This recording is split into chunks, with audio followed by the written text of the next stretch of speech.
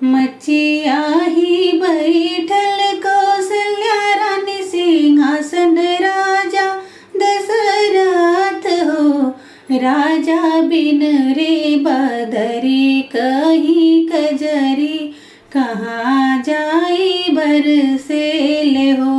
राजा बिन रे बदरी कहीं कजरी कहाँ जाई बरसेल हो।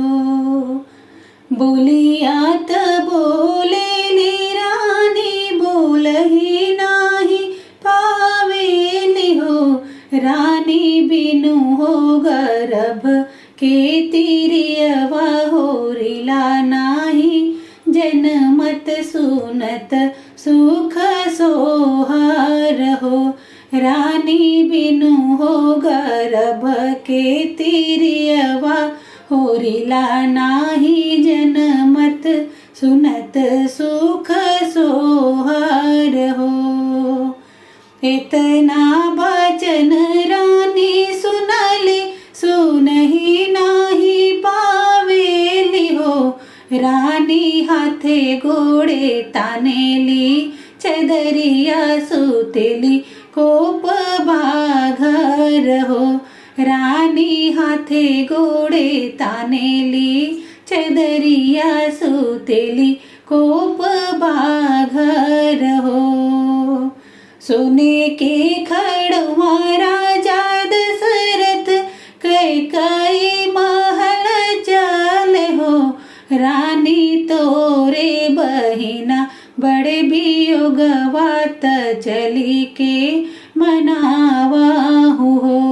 रानी तोरे रे बहिना बड़े वियोगवात चली के मनावाहु हो। एक हाथ लेली कैकई दतुवनिया दूसरे हाथ पानी दूसरे हाथ पानी न हो।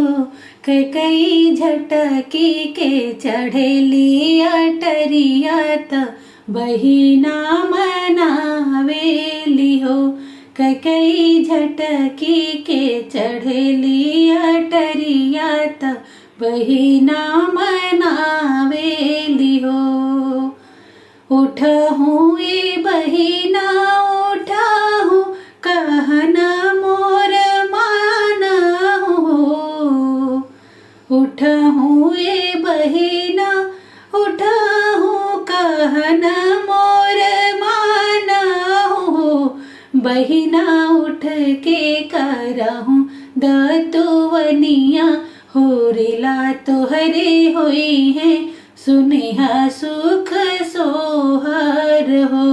बहिना उठी के करहूँ दतुवनिया होरिला तोहरे होई है सुनेहा सुख सोहर हो। कवना ही मसे गंगा बढ़ियई है सेवर दहे लगी है सेवर दहे लगी है न हो। बहिनी कवना ही मासे राम जनमी है त वचन पूरन होई है न हो। बहिनी कवना ही मासे राम जनमी है त वचन पूरन होई है न हो। सावन मासे गंगा बढ़ियई है त सेवर दही लगी है न हो।